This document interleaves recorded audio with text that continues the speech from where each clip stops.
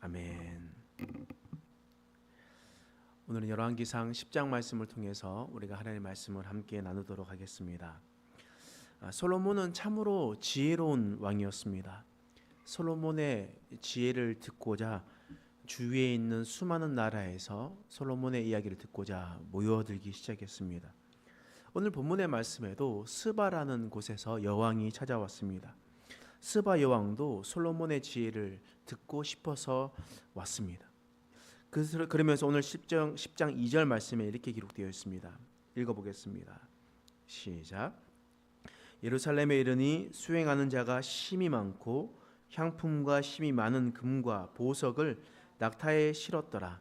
그가 솔로몬에게 나와 자기 마음에 있는 것을 다 말하매. 스바 여왕이 솔로몬을 만날 때 본문 말씀에 기록된 대로 향품과 심이 많은 금과 보석을 낙타에 싣고 왔다라고 기록하고 있습니다. 그러면서 10장 10절 말씀에 보니까 그게 어느 정도 양이었냐? 10절 말씀에 보니까 이에 그가 금 120달란트와 심이 많은 향품과 보석을 왕께 드렸다라고 기록되어 있습니다. 그러니까 이 스바 여왕이 솔로몬에게 찾아올 때 그냥 찾아온 것이 아니라 예물을 가지고 왔다 이 말입니다. 근데 그게 금 120달란트였다라고 합니다. 근데 이 달란트라고 얘기하는 것은 우리가 달란트 시장을 하면서 달란트가 1달란트에 아주 별로 못 쓰고 3달란트, 5달란트 돼야지 뭐 하나 사고 이렇게 해서 우리가 달란트를 되게 귀중하게 여기지 못하는 경우가 있습니다. 그런데 이 달란트라는 것은 무게 단위인데 이 무게 단위에서 달란트는 구약실에는 32kg에서 35kg 정도의 무게입니다. 그러니까 금 35kg가 된다라는 거예요. 그러니까 대충 계산을 해봐도 지금 120달란트는 이 시대의 약 4톤 정도 됩니다. 금 4톤을 가지고 오고 지금으로 계산해 보면 7천억입니다. 7천억을 가지고 와서 솔로몬이 가지고 왔다는 겁니다. 근데 이게 스바 여왕이 아주 많은 돈을 가지고 왔는데 스바 여왕만큼 많이 가져온 사람 없다라고 성경에 기록되었습니다. 그러나 수많은 사람들이 찾아왔기 때문에 솔로몬의 세입금은 이보다 훨씬 더 많았다라는 거예요. 그럼 어느 정도 되겠는가? 오늘 말씀 10장 14절에서 15절 말씀에 이렇게 기록되어 있습니다. 함께 읽겠습니다. 시작. 솔로몬의 세입의 무게가 금 666달란트요 그 외에 또 상인들과 무역하는 객상과 아라비아의 모든 왕들과 나라의 고관들에게서도 가져온지라. 수많은 곳에서 가져오는데 그 세입금이 666달란트다라고 얘기합니다. 그럼 그 무게가 어느 정도 되냐? 약 22톤, 23톤 정도 됩니다. 22.8톤 정도 된다고 하는데 지금 환율로 얘기하면 한 4조 됩니다. 4조 되는 것을 수익금으로 매년마다 받게 되었다. 뭐 다른 걸 한 것이 아니라 그냥 받는 것으로 이 정도 되었다라고 이야기하는 겁니다. 그러니까 우리가 한편으로 살펴보면 솔로몬 왕 때 얼마나 부유했는지 우리는 알 수가 있습니다. 그런데 좀 아이러니한 게 있습니다. 어떤 것이 있냐면 열왕기상 9장에 보면 어떤 이야기가 나오냐면요. 솔로몬이 그 성전을 다 만들거든요. 다 만들고 난 다음에 그 함께 만들었었던 두로왕 히람이 있습니다. 두로왕 히람에게 수고했다고 무언가를 주는데 무엇을 줬냐면 한 장 앞에 한번 볼게요. 열왕기상 9장 10절 11절 함께 읽겠습니다. 시작. 솔로몬이 두 집 곧 여호와의 성전과 왕궁을 20년 만에 건축하기를 마치고 갈릴리 땅에 성읍 20곳을 히람에게 주었으니 이는 두로왕 히람이 솔로몬에게 그가 온갖 소원대로 백향목과 잣나무와 금을 제공하였습니다. 지금 히람이 열심히 성전을 만들었거든요. 그리고 솔로몬이 원하는 대로 백향목, 잣나무, 금 그것을 끝도 없이 됐습니다. 제공했습니다. 근데 갈릴리 땅에 성읍을 20개를 줬습니다. 갈릴리 땅 20개를 줬는데 여러분 땅 20개를 받으면 어떻게 되겠습니까? 20성읍을 받으면 기분 좋겠죠. 근데 열왕기상 9장 13절의 말씀을 보면 히람이 이렇게 얘기합니다. 읽겠습니다. 시작. 이르기를 내 형제여 내게 준 이 성읍들이 이러한가 하고 이름하여 가불 땅이라 하였으니 그 이름이 오늘까지 있느니라. 히람이 솔로몬에게 받은 갈릴리 땅을 보면서 뭐라고 얘기했냐면 이 땅은 가불이다 라고 얘기했습니다. 그러니까 너무 기분이 좋으면 좋은 뜻이어야 되겠죠. 근데 가불 뜻이 어떤 뜻이냐면 쓸모없는, 못 쓰는 이런 의미입니다. 그러니까 가불 땅이다 라고 얘기하는 것은 쓸모없는 땅이라는 겁니다. 필요 없는 땅이라는 거예요. 그렇다라는 것은 오늘 솔로몬 시대에 어떤 삶을 살아가고 있는지 크게 두 가지로 우리는 생각할 수 있습니다. 솔로몬 때에 돈이 많이 받았다고 했잖아요. 부유하다고 했습니다. 부유함에도 불구하고 열심히 노력하는 자에게 인색했다. 우리 이렇게 생각할 수 있겠죠.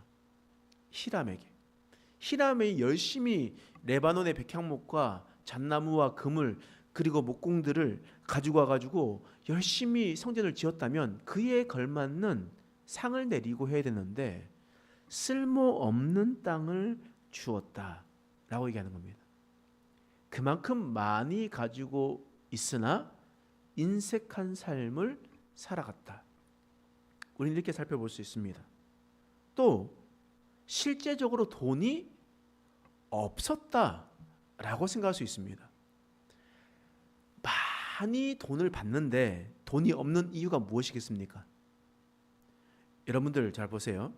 여러분들 남편이 나가서 열심히 일을 해요. 근데 월급날 통장에 딱 찍히죠. 근데 그 다음날 돈이 있어요, 없어요? 여러분들 있겠죠. 근데 어떤 이들은 카드값으로 다 나갑니다. 그러면 버는 것보다 쓰는 게 더 많으면 어떻게 되겠습니까? 돈이 없겠죠. 솔로몬 시대가 또한 그러한 시대였다라고 지금 성경은 이야기를 하고 있는 겁니다. 자, 열왕기상 10장 18절 말씀 한번 읽어보겠습니다. 읽겠습니다. 시작. 왕이 또 상아로 큰 보좌를 만들고 정금으로 입혔으니. 자, 왕이 자신의 보좌를 뭘로 만들었다고요? 상아로 만들었다. 코끼리 뼈로 만들었다고요. 그러니까 얼마나 잡기가 힘들고 그때 그 시대에 사실 얻기가 힘든 것이 상아였는데, 근데 그것으로 보좌를 만들었다. 자, 21절 말씀 읽겠습니다. 시작. 솔몬 왕이 마시는 그릇은 다 금이요 레바논 나무 궁의 그릇들도 다 정금이라. 은 기물은 없으니 솔로몬 시대에 은을 귀하지 여기지 아니함은. 자, 솔로몬이 쓰는 그릇은 뭐라고요? 다 금이었대요. 또 다른 궁에서 쓰는 것들도 다 금으로 만들었대요. 그러니까 솔로몬의 사치가 끝이 없었다라고 성경은 이야기를 하는 겁니다. 그래서 그의 마음은 인색하고 자신이 쓰는 것은 펑펑펑 쓰면서 남에게 주는 것은 인색하고, 자신이 받는 것도 많지만 사치를 많이 해서 나라가 망해가는 징조로 나오게 되었다. 그것을 성경은 이야기를 하고 있는 겁니다. 여러분, 옛날에 주나라 초기에 어느 나라에 임금이 있었습니다.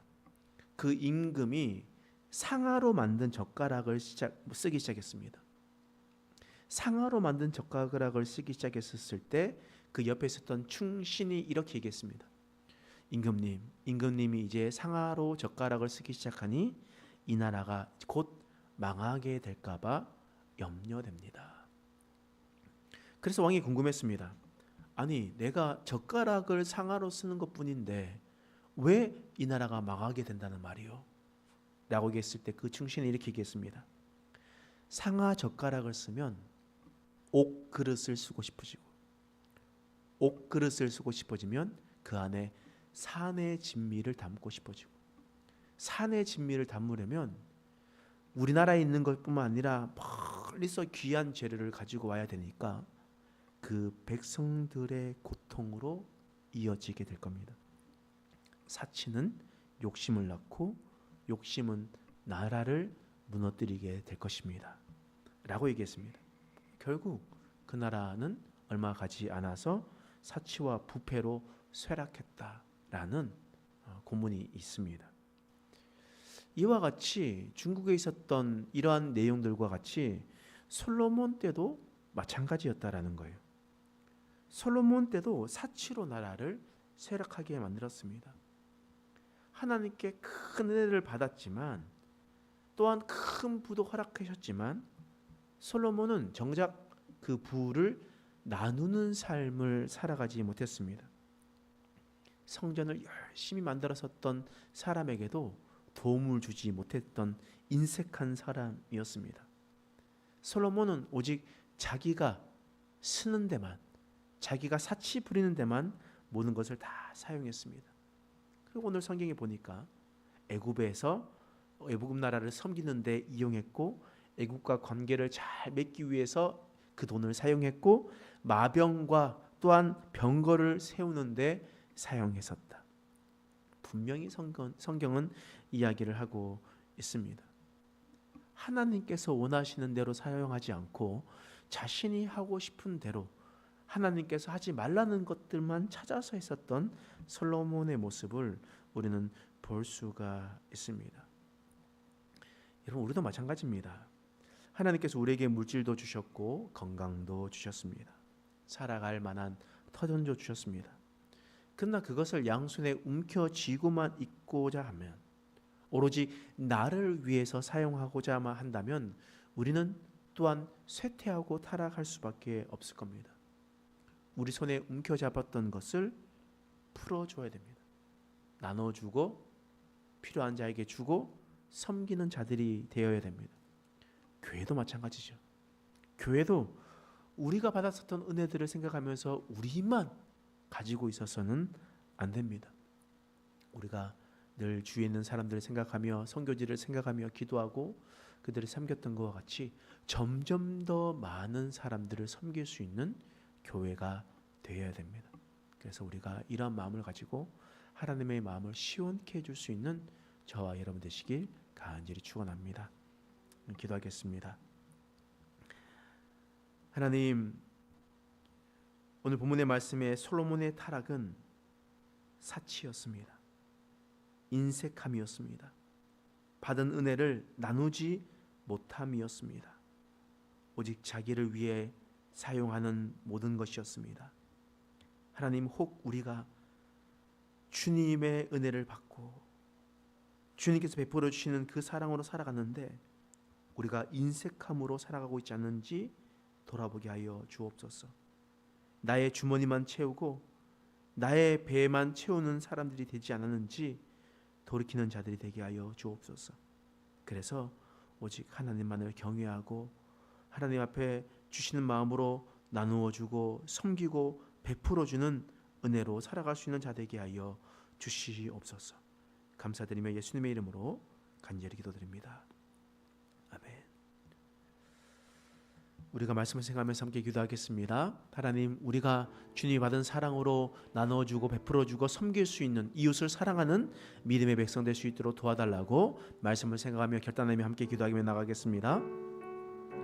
하나님, 우리 인생 가운데 하나님께서 함께하여 주시고 믿음으로 주님만을 붙들며 나갈 수 있도록 하나님 도와주시옵소서.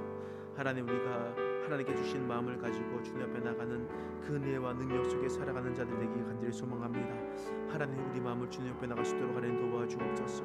하나님만을 붙들며 나갈 수 있도록 하나님 도와주시고 그 영광 위에 살아갈 수 있는 인생 될 수 있도록 살아갈 수 있도록 하나님 도와주시며 인도하여 주시옵소서. 오늘 주님께서 함께 하실 것을 믿습니다. 하나님, 그 마음 가운데 오직 하나님만을 경외하며 나갈 것을 믿습니다. 그 마음으로 살아갈 수 있도록 하나님 도와주시옵소서. 놀라우신 주의 은혜 가운데 살아갈 수 있는 자 될 수 있도록 하나님 도와주옵소서. 흔들림 없는 마음을 가지고 주 앞에 나갈 수 있는 인생들로 살아낼 수 있도록, 살아갈 수 있도록 하나님 우리를 붙들어 주시며